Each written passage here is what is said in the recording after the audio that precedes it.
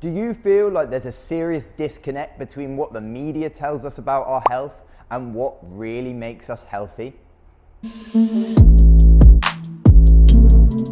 This week, hard-boiled vegan eggs have been absolutely top of mind for me. This is just crazy. These little things are absolutely mental. I know there's some people out there that are going to try and tell you these eggs are healthier than real eggs. Here's the ingredients list.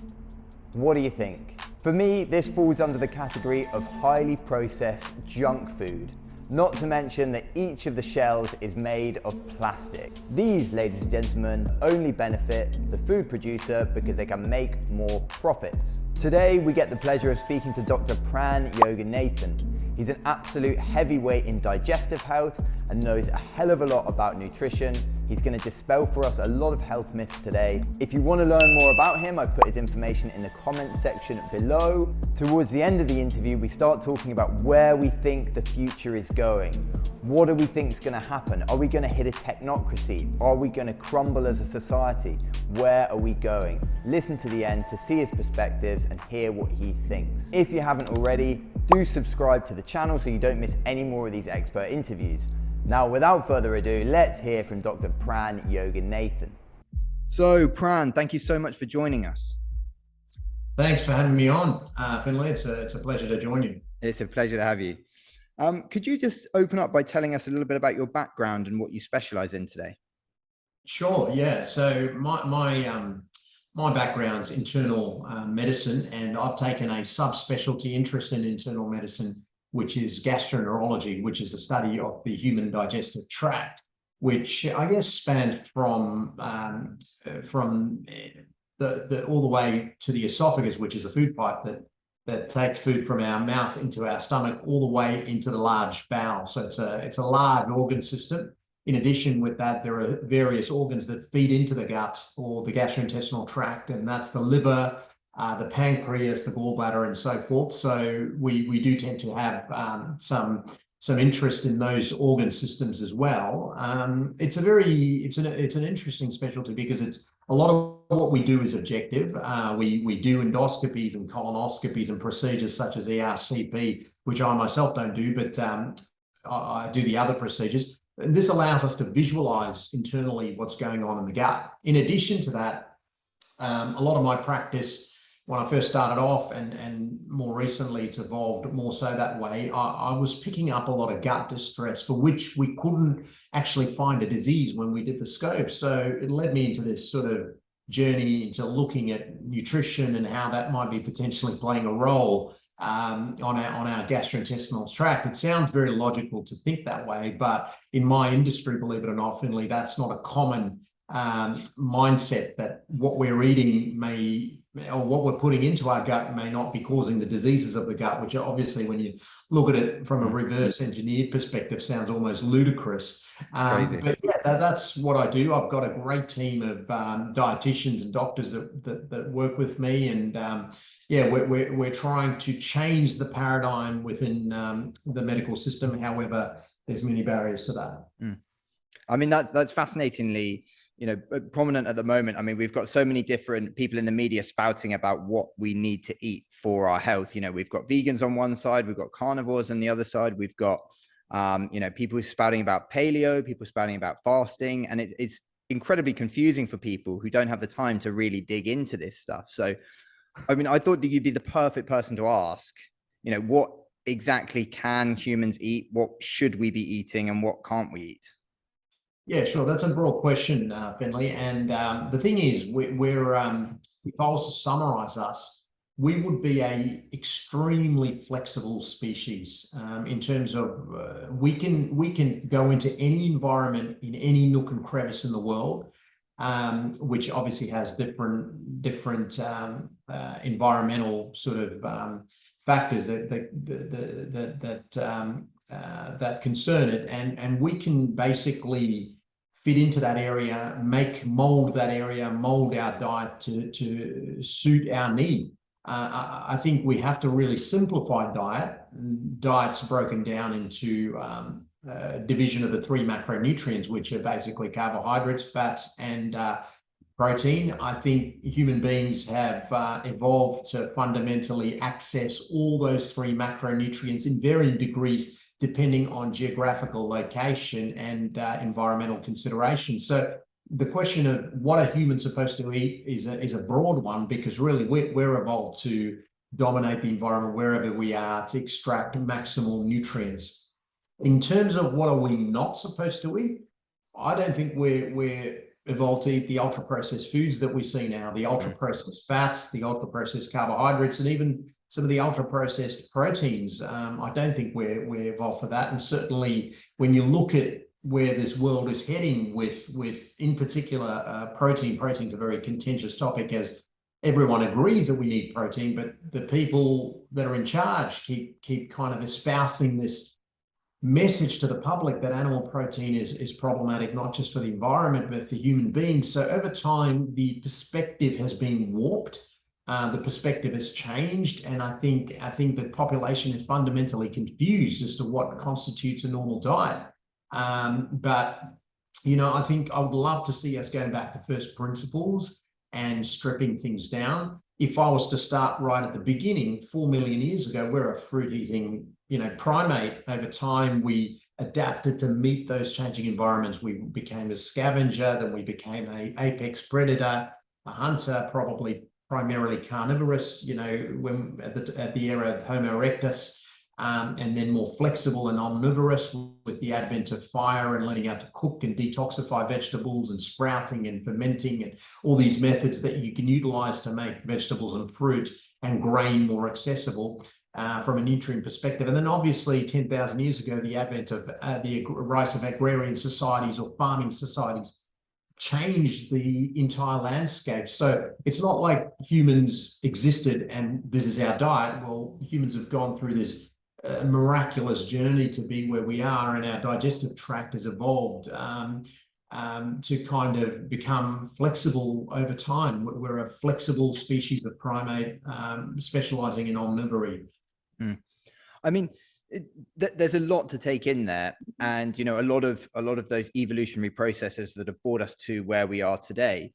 But I'm just curious, you mentioned at the start that you focus, a lot of people within your clinic have digestive discomfort, and maybe, I mean, I guess we would call that's IBS, right? Irritable bowel syndrome.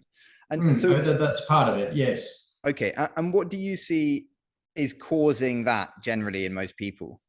Yeah, it's look, tricky question, but again, let's simplify it. Okay, so we tend to see a lot of people that are consuming processed proteins, right? Like protein powders and so forth. They get a lot of gut distress. So there's no doubt in my mind that processed protein in some people is an issue. It can cause them to have gut distress. In the same vein, we've got processed carbohydrates as well, okay, and processed fats. And I think anything processed, in particular ultra processed with all the additives that come with it and all the chemical manipulation and whatnot, I think is problematic to the human gastrointestinal tract. But there is also the issue of our gut microbiome, okay? These are the trillions of bacteria that inhabit our gut, that modulate gut function, that allow us to break down fiber and non-digestible carbohydrates, such as fiber. This, over the last 50 years, or possibly even longer, we've seen a diminishing health of the microbiome. So things that historically we could break down with great efficiency, such as non-digestible carbohydrates like fructose and fructans and polyols and whatnot, and fibers, we are less able to break these down because the gut microbiome is fundamentally what constitutes the biggest component of the machinery that helps break these foods down. So over time, you get these anecdotes like people not tolerating fibers well. That is not because fiber is not a natural part of our diet. I think fiber, soluble fiber in particular, is a very useful part of our diet. It speaks more to the fact that the human gut microbiome is going through this intergenerational degradation due to various factors, which is making us less able to tolerate these sort of foods. Okay. I mean, again, there's a lot to pick out there. So because we're going through this degradation, I mean, you see the degradation as what is causing this degradation? I mean, is it introduction of grains? Is it the fact that we had these ultra processed foods through the chemicals? Is it, you know, what's the main like driver here. And the second question that goes along with that, why are these ultra processed foods so bad? I mean, is it specifically the seed oils? Is it specifically what is it about them that is damaging? That's a good question. Okay, my simple take on that is you've got soil health. Okay, the health of the soil that grows the food, which your animals and plants grow in. Soil, 95% of food is produced in soil. As the soil loses diversity of its microbiome, it carries a gut-like microbiome. It carries bacteria, fungi, nutrients. It's an ecosystem. As this is degraded, the gut system also degrades. Okay, the two can also almost be thought of interchangeably. Degradation of soil health leads to degradation of the human gut microbiome. What is degrading soil health? I think to assess that, you need to look at the way chemical-based agriculture is occurring. We know glyphosate or Roundup is a commonly used pesticide. The use of that is going up by hundreds of thousands of tons every year. It's fundamentally an antibiotic. I have no doubt this is playing a role in affecting the diversity of the soil. In addition, it leaches nutrients out of the soil, which means that more fertilizer needs to be put in. It's not just glyphosate. We've got other pesticides that are used. So we're hammering the soil, right? And in addition, we've got this monocrop culture, which is plants go up, harvested, fertilizer goes in, plants go up, and over time, you just like you're stripping the nutrient out of soil. So this is the issue. This is the fundamental issue, that the soil health is declining, the quality of the food being generated in these depleted, nutrient depleted, overused soils is poor. So the carbohydrate value of it is up, but the nutrient value of these foods are low.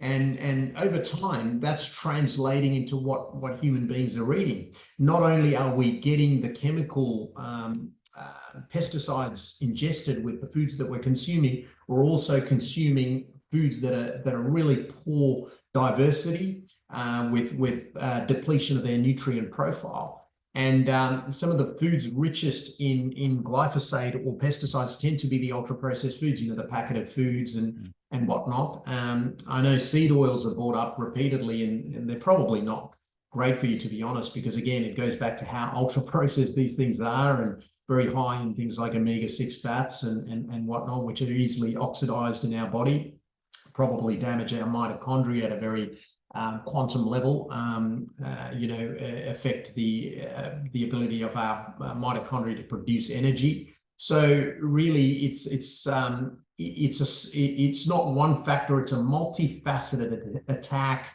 on the very substance in which our food is grown, right? And that's our soil, and that has been my message, that poor farming practices and farming practices that focus more on profit and turnover rather than actual quality of food is to blame. I mean, that's interesting you should bring that up, because so many people focus on the food type rather than the method of production. Like a cow that's grazing in, a nice field on grass, and is that, leads a full life on grass, and then is killed and slaughtered, and that meat has a totally different quality than a cow that has just been fed on grain for its whole existence in, one of these big cattle lots. So we see it all the time in the media, people absolutely chastising meat for being super damaging to the environment, while completely conveniently ignoring the huge impact of monoculture agriculture on soil degradation, as you say, and the rest of our sustainable farming practices. So what do you see as the solution to that? It's difficult, Finlay. I actually gave a talk on this recently, a couple of days ago. The population over the last 50 years has been socially engineered to believe specific foods like beef, butter, and eggs are unhealthy for them. So we've now got a whole generation of people that truly believe this. The vast majority of the population believe this is no longer a health food, but instead a decadent food type that you enjoy once in a while. Which unfortunately is going to lead to poor health outcomes, because we know it is a excellent source of nutrition. But now we've got a whole new different attack on those type of foods, and that's the argument of climate change. Okay, this is the argument of climate change, that somehow farming of cattle or chickens or whatever is leading to our planet being destroyed, which I've got some issues with and got some doubts around. I'm not a climate scientist, just a doctor, but I mean, my research doesn't reveal that. In addition, it also ignores regenerative farming practices, which are net positive for the environment, a net carbon sink when done properly. There's no one arguing that factory farming is problematic, not just when it comes to crops, but also with cattle and chickens and so forth. But rather than writing that type of farming off, why not look to methods to improve it with regenerative practices where you're using ruminant animals to manage land and sequester carbon and terraform areas from sort of really arid places that nothing can grow to more hospitable areas using animals. But the population's being socially engineered to believe cows are causing climate change, you know, and this is sadly causing lots of our population to be pushed more towards ultra-processed foods as they pursue eco-friendly diets, you know, eco-friendly diets. 100%. I mean, I can see it happening all over the place. And one of the big arguments of big vegan proponents is that we have more than enough calories on the planet to sustain all human life. We feed all this cattle, we feed all this livestock, you know, soy and all of these different monoculture crops. And their argument is that there's enough protein to sustain them. And we've got far more livestock animals than we do humans. So what's the problem in us living on that food and that produce to save those animal lives? What would you say to that argument? Yeah, look, this is the sustainability argument that cows are eating grain that humans could be eating. Okay, this is traditionally known as the food versus feed debate. Part of the efficiency equation for beef is that cattle mainly graze on land that you can't grow crops in, right? So they're fundamentally upcyclers of protein. They are taking plant protein, upcycling it and giving it to you in a very digestible form, in a nutrient dense form. And cattle are great at that. And they're doing it in areas where you traditionally can't grow crops. So they're so efficient, right, at turning a diet that contains very little or low quality protein into high quality protein, right? Right. And so that argument really falls flat just from a scientific perspective. So that's called the you know, the food versus feed debate. It's a very, very critical aspect of it. The grain that the cattle are eating fundamentally upcycles into something that is better for us. We need to eat little of that to gain as much nutrient as possible. Whereas if we were focusing on the grain, well, you know, it is not as nutrient available to us. And remember, most grain needs to be ground down. It needs to be turned into flour for us to be able to actually consume it. So it's a very poor argument, Finlay. And when we have many of these vegans like spouting both the moralistic viewpoint, and that sort of seeps into the media and seeps into the argument. Well, it's not just about, you know, the nutrition, and then they divert to it's about saving the animals' lives. And my very novice perspective on that has always been, we've always eaten animals. There's always been large swathes of grazing animals. And this is not a new advent. So, I mean, what's your perspective on that sort of moralistic view? Yeah, look, I mean, I think we need to I think we need to step back and just look at it objectively. I think the production of cattle obviously involves killing a cow to produce meat for the masses, but you've killed one animal to get a lot of nutrition. Whereas that which involves monocrop culture, I think the point has been made repeatedly by people other than myself that and in fact research has shown this, that to harvest crops, you're going to have to damage animals that live within the soil and in close proximity to the soil, you know, rabbits, insects, that feed off into rivers and so forth, affecting fish. We're killing a large amount of sentient creatures with plant-based diets as well. And I'd argue, well, what makes a cow less important than a rabbit? Okay, and I think that argument needs to be brought up and debated very, very strongly with the plant-based community, so that we can get them to see that a plant-based diet is not without bloodshed. There is no such thing as a death-free diet. Something is compromised. Some sentient life has to be compromised to be able to feed human beings. That we have to accept it. But I take offense at the virtuosity that those espousing a plant-based diet sometimes take. That this is a bloodless diet. That it's just objectively that does not make sense, nor is it true. Yeah, I totally agree. I totally agree, because there's so many facets intertwined with, you know, people in London and Shoreditch having, I mean, I'm guilty of it as well, having, you know, avocados on toast, with the amount of food miles intertwined. And you can actually look at a scale of what are the biggest drivers of climate change and the biggest drivers of these main planetary issues that we have. And it's actually industry is far bigger, you know, the use of chemical products to make plastics and all of this other stuff. And agriculture actually falls far down the scale. So all of this stuff that's being touted as our main issue is, you know, we can go into it another day, but it seems to be a diversion for many of the other issues around industry that we have. So the other thing I wanted to roll back round to on the science aspect is there are two areas that really get a bad rep, two or three if you count seed oils, but a lot of people seem to be intolerant to lactose and dairy products. A lot of people seem to struggle with gluten and wheat. So could you tell us a little bit about why those are two areas of contention there? Okay, sure. Well, let's focus on lactose. Okay, so milk consumption by human beings is possibly only 6,000 to 8,000 years old, thought to have originated in Northern Europe, brought on by some catastrophic climate or something catastrophic that occurred within their communities. So you've got a race of people that are farmers, okay, that are utilizing cows for plowing and whatnot, and obviously utilizing it for meat. Something catastrophic occurs that necessitates them to seek out milk as a source of nutrition. Now, historically, human beings have the ability to consume milk, right?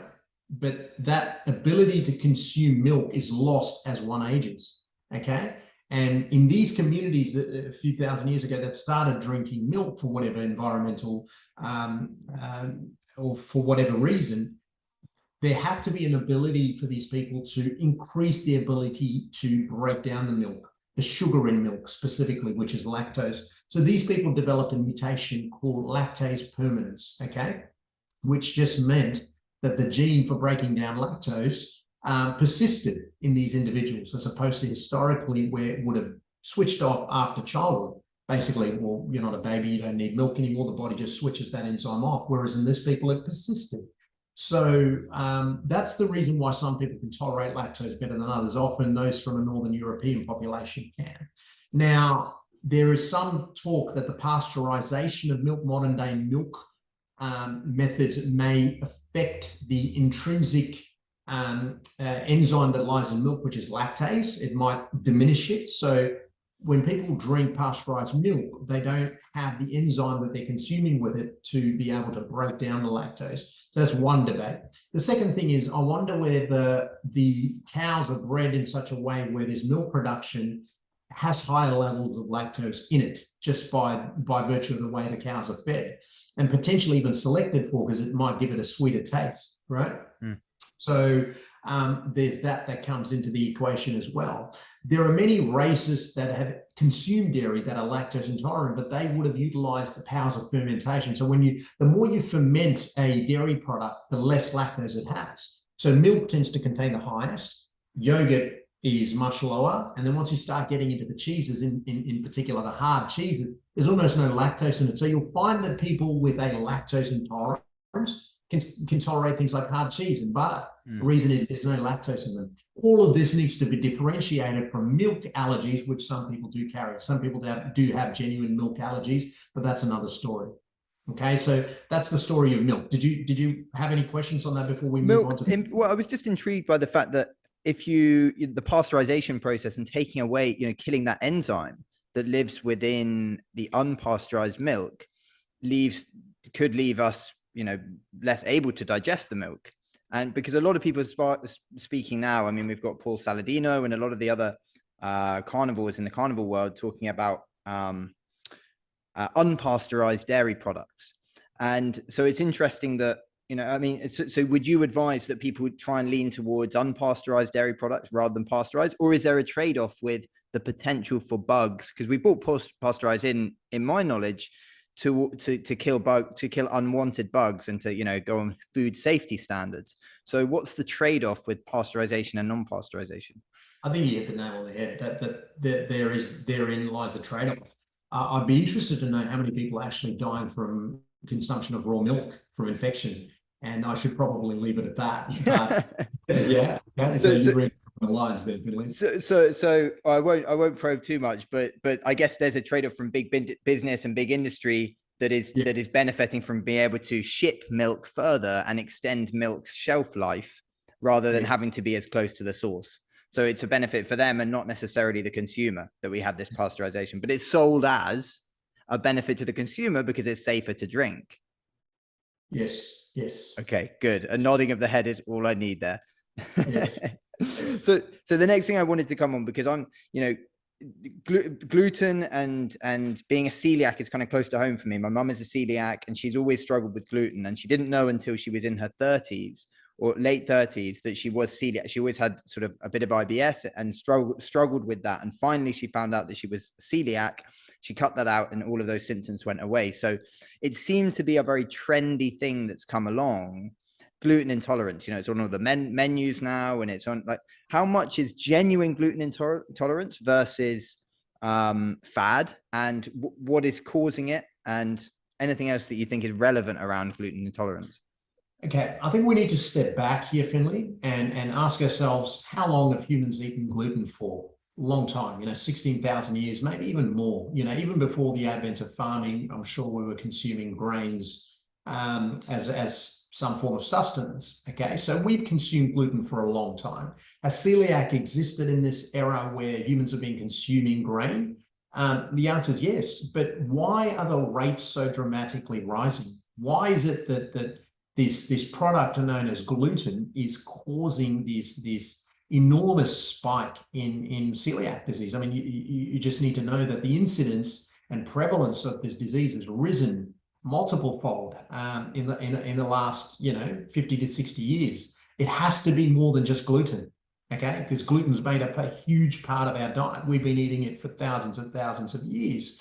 What I suspect is occurring, and gluten is a lectin. There's no doubt that it can enter the spaces between cells and sort of get into the systemic circulation and whatnot, but it's always done that. Now, why is it that it's causing an issue now? I suspect we have something called leaky gut, and my proposition and my thought is that the utilization of pesticide, in particular glyphosate, which we know is an antibiotic and probably does result in some intestinal dysbiosis, which is basically an alteration of the gut, is a major player in this. The use of glyphosate in the last 30 years has gone up about 1,300%.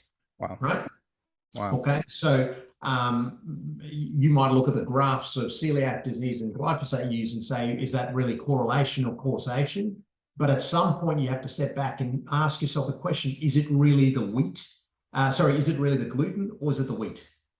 Okay, and that's the fundamental question that we need to ask ourselves. What I'm starting to believe is that it is probably the quality of the wheat rather than the gluten itself.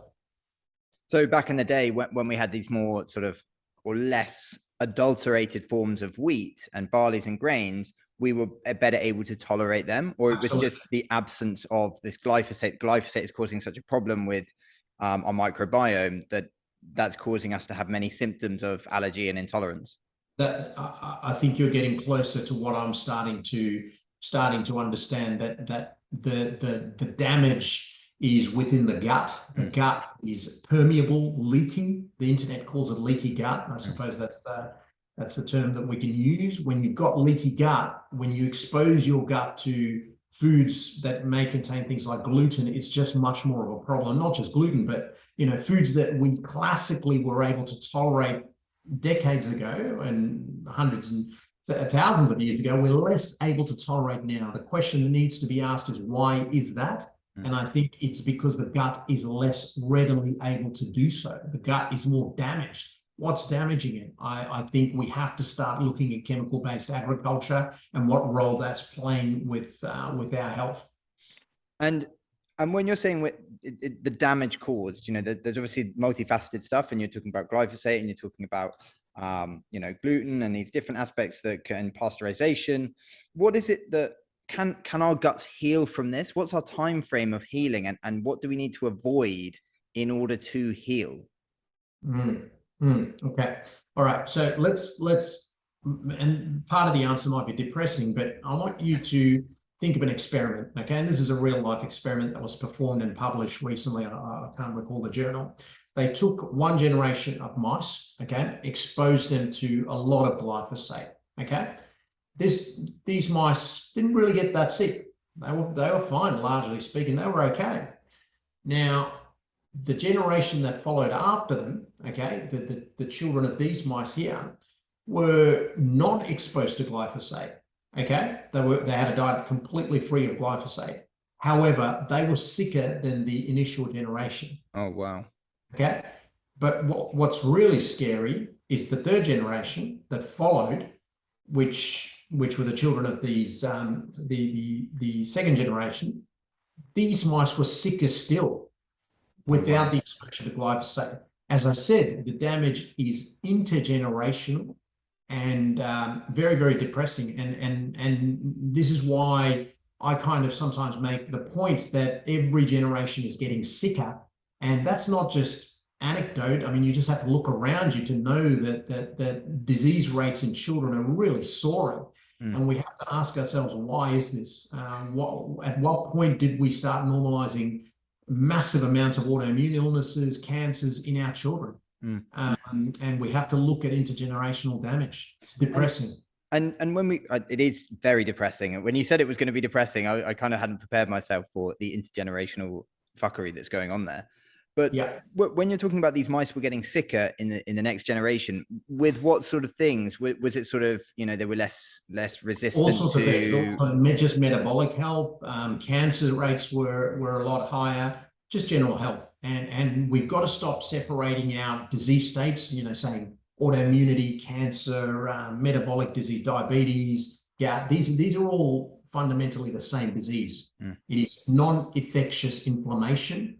And I think the thing that underlies it is probably something called mitochondrial dysfunction on a very deeper level. It just has different manifestations. So instead of breaking down diseases into its various causes, we've got to start looking at it from a holistic picture, and it's all just part of the same process. It's damage to our internal machinery. I mean, the argument there that I often see sprouted from different individual specialists and different parts of the medical industry is that we are just getting more advanced, and we're just finding more. All of these issues still existed, but we're just finding more issues now. So that I think is absolute arrogance on the part of the medical industry. I call bullshit on that. You know, I think it's a very egocentric view on life. Okay, this is the inability to see the world from a zoomed out perspective. I think it speaks to the arrogance of the industry, sadly, that is being espoused. Disease states have always existed, but are rising rapidly. It's not because that we've become better at it. Of course, we've had more technological advancements that means diagnosis better and treatments better, but it still doesn't explain the reasons why it's increasing. Rheumatoid arthritis, for instance, has always existed, but the rates are markedly higher. People are debilitated by diseases like rheumatoid arthritis to the point they can't walk. You can't tell me that wasn't picked up 50 years ago. If a person couldn't walk because of an inflammatory arthritis, it was what it is, but the rates are rising. Okay, the rates are rising dramatically. And as a doctor, I'm warning your viewers that sort of sentiment is wrong. It's grossly incorrect, and it's almost offensive. Yeah, I can see that. I mean, there was one particular Instagram post that I wanted to just ask you about, and you don't have to name any names or do anything like that, but there was a call to arms, and this feeds into what you were saying, a call to arms to doctors and nurses to take back control from bureaucrats. And there seems to be something that doctors and nurses are struggling against. They don't necessarily have the power that they need. I mean, what would you say? What's your main takeaway from that, the call to arms? Yeah. So medicine, the way I see it, is an art form. Okay. The way it's being practiced at the moment, it's a checklist. Okay. It's tick boxes and protocol driven, and that's fine. Protocols are somewhat protective, but it takes away from personalizing care to every single individual. Okay. We're driven by protocols like the Australian Dietary Guidelines, for instance, that we've got to stick to these guidelines to be able to get people healthy. But sometimes getting people healthy means that that the guidelines might not work for them. You've got to personalize care to them. So my call to arms was that we don't allow bureaucrats and politicians to dictate the way we hand out healthcare to our patients. It needs to be done in a way where it's super sensible, personalized, and one-on-one. I want to bring back real medicine to what it used to be, where we can use some non-allopathic methods like nutrition, exercise, sleep, to be able to get people better than just rely on a drug-centric approach, which I think my method is economically sound. It's something that patients love. A lot of patients love it, and I think it's the ethical thing to do. I don't think the pharmaceutical industries are necessarily our friends. They're out to make profit, and they're so heavily involved with public health and writing protocols. I'm saying, well, let's take some of that back. Let's take some of that power back, power to the doctors, power to the nurses, and let's be motivated to deliver personalized care to our patients to get them better, one-on-one. So that's my call to arms. But it's very similar, I suppose. As I was talking, I was reminiscing of that Tom Cruise movie. I can't remember where he's the sports agent. Do you know the one? No, I don't know the one. So his thing was less business, more human-centric type work. I can't remember the movie. It's a fantastic movie. And he was laughed at by his colleagues and eventually lost his job in that industry. Okay. And that's what it is, that we're going through this stage in medicine where there's a paradigm shift, or some people are trying to push for a paradigm shift, but the people pushing are in the minority. The majority still want status quo, but status quo is not working. Status quo is meaning more money is spent on healthcare, but there's less health. So when something's not working, you need people to push for a paradigm shift. But the people that push often stick their neck out and often get it chopped off. And that's the stage that we're in at the moment, that these practitioners going down a more holistic pathway are potentially drawing the wrath or the focus of our regulatory bodies, which concerns me greatly. I think it's always that common phrase, isn't it? The first through the door is always the one who gets shot. So there's always going to be the people who go first and push the needle, but they're the ones who are going to get the most flack and get chastised the most. So, I think what you're doing and what you're saying is fantastic, and I think you should keep it up and keep saying it. But naturally, it's going to piss off a lot of people who are making a lot of money. And I think one of the main things is that, and the pushback I've had from doctors, and in my own study, I did a master's in nutrition, physical activity, and public health, and we were always told to refer to the NICE guidelines, NICE guidelines, and they were the guidelines of how you implement best health practices. So it's very easy for a doctor to firstly to default to these just guidelines and say, admonished of responsibility, I've done what the guidelines have said. And the second is that many doctors are trying to get people to exercise, and they're trying to get people to change their nutrition and diet, but many people just don't do it. So, the argument is there that, okay, well, look, if they don't do the diet and they don't do the exercise, the third option is, here's this pill, and the pill is better than nothing. So what's the argument there is twofold. It's people not putting in the effort to change, and doctors perhaps, being at their wit's end with not enough time for patients and, not enough energy for everyone. Yeah, absolutely. I think medicine is a very busy industry, and lifestyle coaching and lifestyle management strategies often take many hours, to be honest, take time, because, again, we've had these years of conditioning people to believe what to eat, over the last, whatever, 50 years, people have been conditioned how to eat, and to kind of help them unlearn this stuff is not straightforward. It's challenging the people's illusions of what they've built to be real about the environment. When you're breaking down factors like that, that's shattering a person's perspective of the world. And that takes time, that takes really gentle deconstruction. And so, yeah, you're right. Practitioners who've got bills to pay, overheads to cover, secretaries to employ, we're not incentivized to create health. And so that translates into a quick word to the patient, which is, you're going to have to diet and exercise. But what does that really mean? You know what I mean? And the system's just not geared to create health, Finlay, and you're spot on. But to think that patients are inherently lazy, I don't know. I disagree with that. I think you spend enough time with someone, you really break down the barriers, you kind of go through some of the psychological stumbling blocks for them that might be a barrier in them implementing health behaviors. Eventually, you should get through to most people. I think there are some people, obviously, who would say, look, give me a pill instead. But spend enough time and show enough passion and care, most human beings are willing to change their health behaviors. They're receptive to getting better. No one wants to be a slave to the pharmaceutical industrial complex. Everyone kind of detests that idea, but people have just been sold the concept that there's no other option, which I fundamentally disagree with. No, I agree that. I mean, it's almost like giving up on the patient before you've given the patient the opportunity to change. So, well, I mean, there is a fundamental factor, a fundamental issue there as well in the level of specialization that we have for doctors, which is that the doctors are specializing in their particular field, but are not necessarily specialists in nutrition. So in order for them to give good advice, they need to have good information themselves. So what's your take on the actual basic level of health knowledge for many of the physicians out there? Yeah, absolutely. Look, I think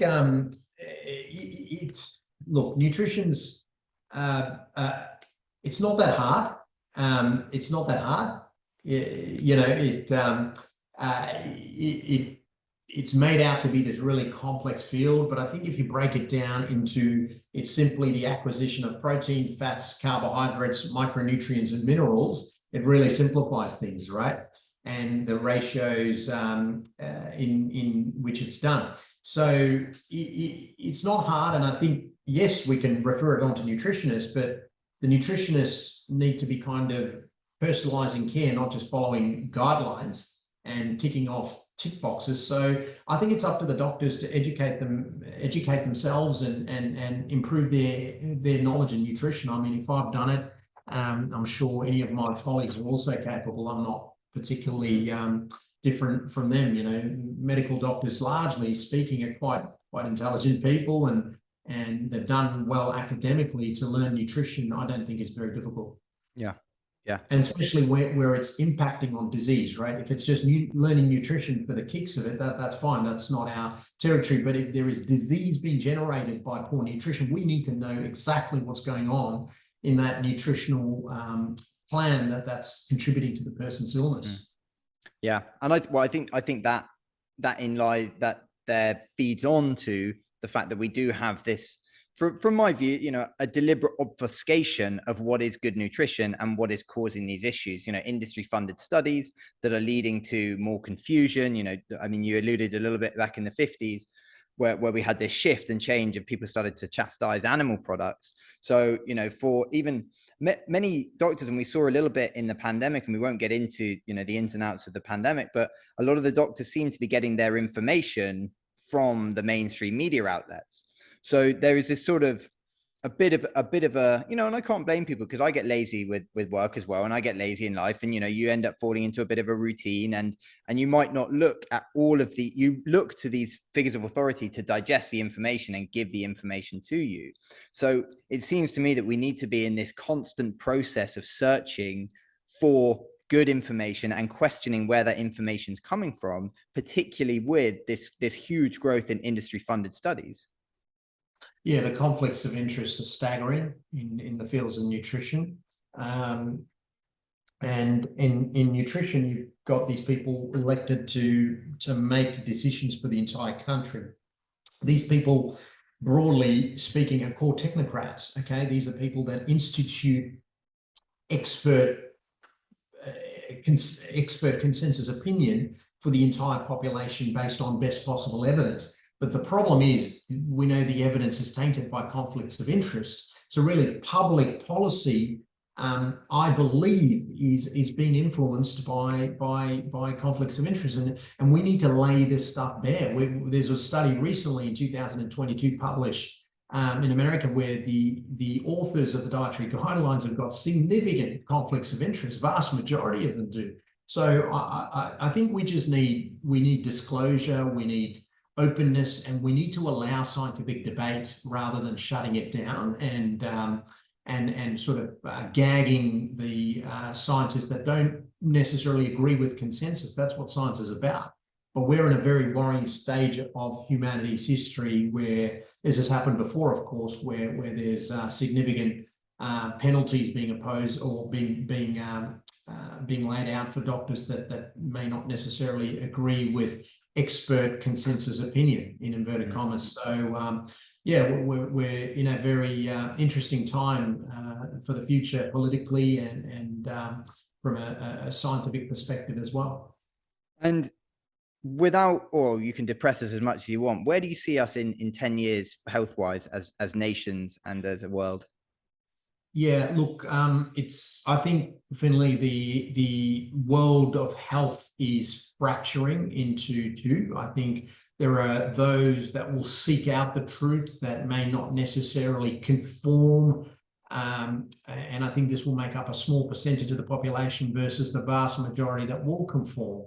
I'm not saying conformity is not good. I think conformity is great when you've got a system that's working well. If you've got a system that is completely broken, burdened by parasitic bureaucracy and technocrats that are influenced by conflict of interest, then you've got a society that's not well. And if you're conforming to an ill society, that makes you someone who's ill themselves. So I think the more creative of our species will seek out methods outside of that, but it's going to become increasingly difficult where we're burdened by not just tyrannical, autocratic type forces from governance, but we're also burdened by economic inflation, which just means that food's becoming increasingly more expensive, especially the good things or the more nutritious foods. So the barriers are significant.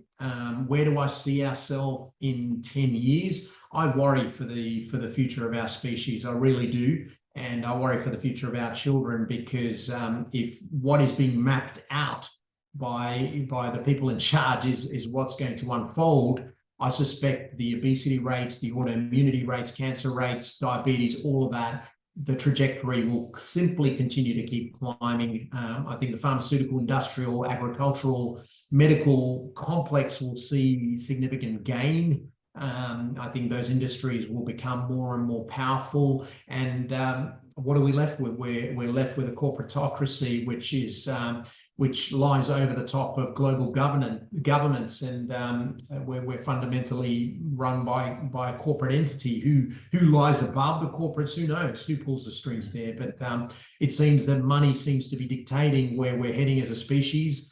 And I think it's worrying, and I think it's really time to incentivize the general population to ask questions, to support and incentivize, to support people that are incentivizing debate, scientific discourse, and really push back against the narrative. Okay. Yeah. I mean, I see the trajectory that you're talking about here. And, you know, I'll touch on a couple of points, the main points that I think you're alluding to there, which is sort of anti-meat, a movement towards, getting people more away from individuals farming and our old agricultural roots and increasing the amount of monocrops, and a push towards things like, processed foods and getting people to live on these processed foods, which in turn lead to, a less nutritious diet and everything in between. Is there anything that I've missed there that you think is being still pushed, or anything that you can touch on to elucidate that? No, I think you're spot on. I think dietary guidelines will be dictated in the future by sustainability, environmental based science, dictated to by government technocrats in a method that is extremely autocratic. Technocracies are generally found in government structures that are practicing things like communism. And I think we stand on the verge of global communism, and that should worry people. I don't mean to get too political, Finlay, but it all ties into this whole geopolitical, economic, nutrition, science-based perspective that we find ourselves in. And I think the instrument that this will be rolled out with is a impending catastrophic event, which is this concept of climate change. I'm not denying climate change, but I'm saying that will be the instrument that'll be used to band all these humans together to basically roll out a lot of these policies. Much like we saw in the pandemic with bringing us together against a common enemy, and then trying to funnel us down a certain route, whether it be with lockdowns or whatever the methodology may be. No, I can see it as well. 'Twas ever thus in history to find a common enemy that the people can unite around, and then tell them what they can do to unite and to get rid of the enemy. So no, I totally see your logic there. And just, we've got a couple of minutes left. I just wanted to firstly roll it back round to, what do you eat? Because you're a healthy guy. I see you training on Instagram the whole time. You talk about food, you talk about nutrition. What's your nutrition? My nutrition is pretty simple, Finlay. I have a relatively monotonous diet. I see food as a fuel. I don't necessarily have this idea that food's something to be it's not pleasure to me, and I utilize it as a fuel. I mean, obviously, I take pleasure out of eating. I don't mean to say that there's not an element of hedonism to food, but food is a fuel for me. And what I tend to eat is quality protein, and when I say quality protein, easily digestible protein, such as meats, fish, eggs, shellfish, and I enjoy good quality fats that accompany these protein sources. Okay.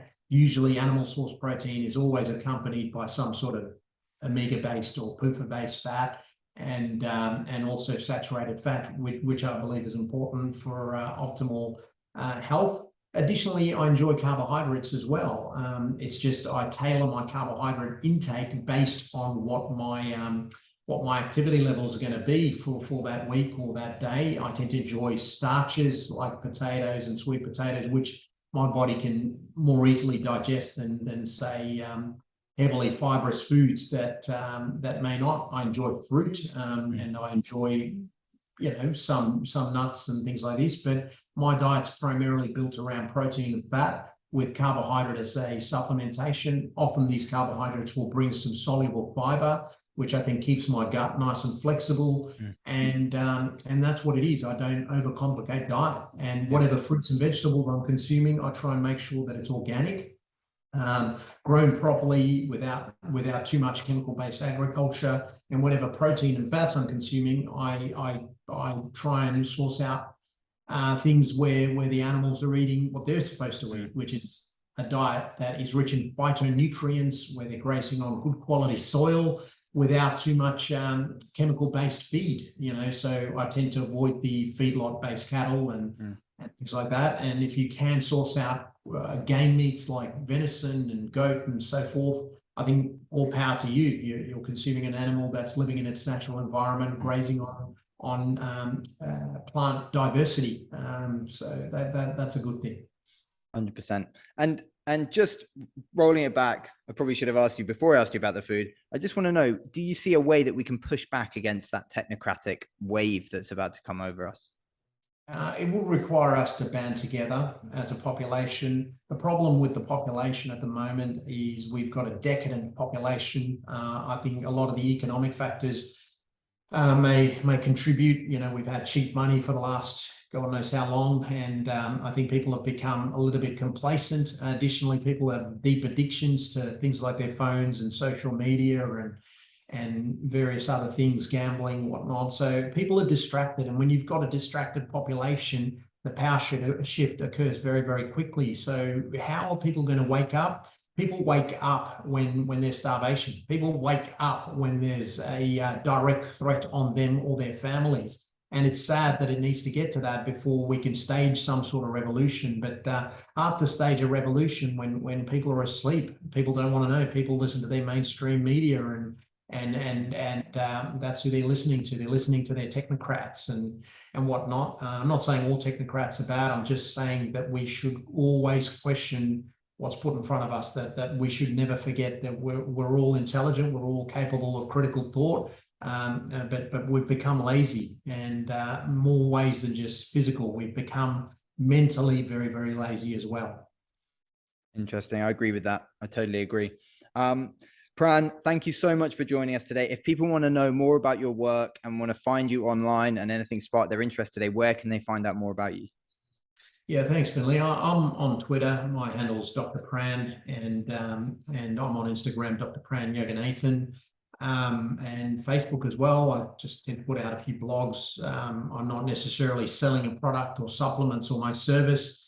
Simply my thoughts there for people to see. Some people agree with them, some people disagree with them. Follow if you want to, and see my train of thought on these issues. And I appreciate you having me on, Finlay. It's been lovely to chat to you. You've certainly grilled me on some very difficult things. I've enjoyed chatting to you, mate. It's been great to have you. At every point, you've given me a concrete answer. So that's you know, all power to you, mate. It's very fascinating stuff. Thank you, my friend. Thank you.